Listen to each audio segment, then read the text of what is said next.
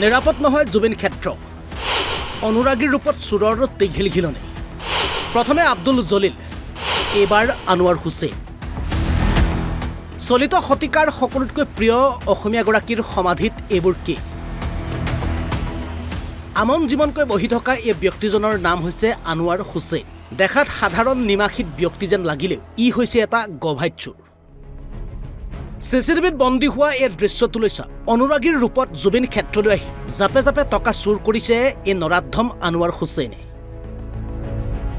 এনেদৰে জাপে জাপে টকা মোনাত ভৰাইছে যেন সেয়া তেওঁ পৈতৃক সম্পত্তিহে ৰাইজে শ্ৰদ্ধাঞ্জলিৰ বাবে আগবঢ়োৱা ধন এনেদৰে কিছুদিনৰ পূৰ্বে উধাও হৈছিল এইজন আনোৱাৰ হুছেইন আৰু ঠিক তেনেদৰে আজি পুনৰ চুৰ কৰিবলৈ আহোঁতে ৰাইজে কৰায়ত্ব কৰে এইজন গভাইত চুৰ আনোৱাৰ হুছেইন ইতিমধ্যে বকু ধূপ ধৰাৰ আনোৱাৰ হুছেইনে নিজ মুখে স্বীকাৰ কৰিছে চুৰি কাৰ্য সংঘটিত কৰাৰ কথা আজি 4 দিন মান আগত এজন ব্যক্তিয়ে আমাৰ ইয়াৰ পৰা প্ৰণামী পইচা চুৰ কৰিছিল আৰু সেইদিনা আমাৰ গৰিমা বৌ আহিছিল আৰু তেতিয়া সময়ত মানে পুলিচ প্ৰশাসন আমাৰ ৰাস্তাত জড়িত হৈ আছিল আৰু আমিও মানে শ্মশানখনত ফুলৰে সজ্জা কৰি আছিলোঁ ফুল সজাই আছিলোঁ সকলোৱে ব্যস্ত হৈ আছিলোঁ আৰু ঠিক তেনে মুহূৰ্ততে এই ব্যক্তিজনে এটা মোনা লৈ আহিছিল আৰু প্ৰণামীৰ পৰা আধা সংখ্যক পইচা মিনিমাম আপোনাৰ 10,000 পৰা 12,000 টকা হ'ব আৰু সেই পইচাখিনি লওঁতে উধাও হৈছিল আৰু ঠিক তেনেতে মই দেখা পাইছিলোঁ আৰু তেতিয়া মোনাটোৰ লগত মই তেওঁক ধৰিছিলোঁ ধৰি পেলাই কণ্ট্ৰল ৰুমত লৈ যাই পইচাখিনি ৰিকভাৰী হৈছিল আৰু তাৰপিছত তেখেত মনে মনে তাৰ পৰা আমি যেতিয়া ব্যস্ত হৈ গ'লো আকৌ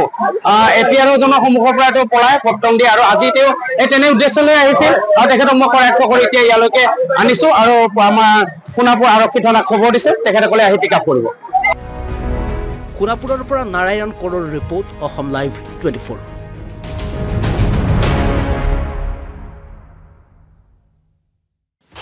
নিৰাপদ নহয় জুবিন ক্ষেত্ৰ অনুৰাগীৰ ৰূপত চুৰৰ তিঘিলঘিলনি প্ৰথমে আব্দুল জলিল এবাৰ আনোৱাৰ হুছেইন চলিত শতিকাৰ সকলোতকৈ প্ৰিয় অসমীয়াগৰাকীৰ সমাধিত এইবোৰ কি আমন জীৱনকৈ বহি থকা এই ব্যক্তিজনৰ নাম হৈছে আনোৱাৰ হুছেইন দেখাত সাধাৰণ নিমাখিত ব্যক্তি যেন লাগিলেও ই হৈছে এটা গভাইত চুৰ চিচিটিভিত বন্দী হোৱা এই দৃশ্যটোলৈ চাওক অনুৰাগীৰ ৰূপত জুবিন ক্ষেত্ৰলৈ আহি জাপে জাপে টকা চুৰ কৰিছে এই নৰাধম আনোৱাৰ হুছেইনে এনেদৰে জাপে জাপে টকা মোনাত ভৰাইছে যেন সেয়া তেওঁ পৈতৃক সম্পত্তিহে ৰাইজে শ্ৰদ্ধাঞ্জলিৰ বাবে আগবঢ়োৱা ধন এনেদৰে কিছুদিনৰ পূৰ্বে উধাও হৈছিল এইজন আনোৱাৰ হুছেইন আৰু ঠিক তেনেদৰে আজি পুনৰ চুৰ কৰিবলৈ আহোঁতে ৰাইজে কৰায়ত্ব কৰে এইজন গভাইত চুৰ আনোৱাৰ হুছেইন ইতিমধ্যে বকু ধূপ ধৰাৰ আনোৱাৰ হুছেইনে নিজ মুখে স্বীকাৰ কৰিছে চুৰি কাৰ্য সংঘটিত কৰাৰ কথা আজি 4 দিন মান আগত এজন ব্যক্তিয়ে আমাৰ ইয়াৰ পৰা প্ৰণামী পইচা চুৰ কৰিছিল আৰু সেইদিনা আমাৰ গৰিমা বৌ আহিছিল আৰু তেতিয়া সময়ত মানে পুলিচ প্ৰশাসন আমাৰ ৰাস্তাত জড়িত হৈ আছিল আৰু আমিও মানে শ্মশানখনত ফুলৰে সজ্জা কৰি আছিলোঁ ফুল সজাই আছিলোঁ সকলোৱে ব্যস্ত হৈ আছিলোঁ আৰু ঠিক তেনে মুহূৰ্ততে এই ব্যক্তিজনে এটা মোনা লৈ আহিছিল আৰু প্ৰণামীৰ পৰা আধা সংখ্যক পইচা মিনিমাম আপোনাৰ 10,000 পৰা 12,000 টকা হ'ব আৰু সেই পইচাখিনি লওঁতে উধাও হৈছিল আৰু ঠিক তেনেতে মই দেখা পাইছিলোঁ আৰু তেতিয়া মোনাটোৰ লগত মই তেওঁক ধৰিছিলোঁ ধৰি পেলাই কণ্ট্ৰল ৰুমত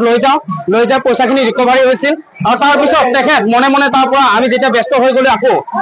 এপিআৰজনৰ সন্মুখৰ পৰা তেওঁ পলাই পত্ৰং দিয়ে আৰু আজি তেওঁ এই তেনে উদ্দেশ্য লৈ আহিছিল আৰু তেখেতক মই কৰায়ত্ব কৰি এতিয়া ইয়ালৈকে আনিছোঁ আৰু আমাৰ সোণাপুৰ আৰক্ষী থানাক খবৰ দিছোঁ তেখেতসকলে আহি পিক আপ কৰিব সোণাপুৰৰ পৰা নাৰায়ণ কৰৰ ৰিপৰ্ট অসম লাইভ 24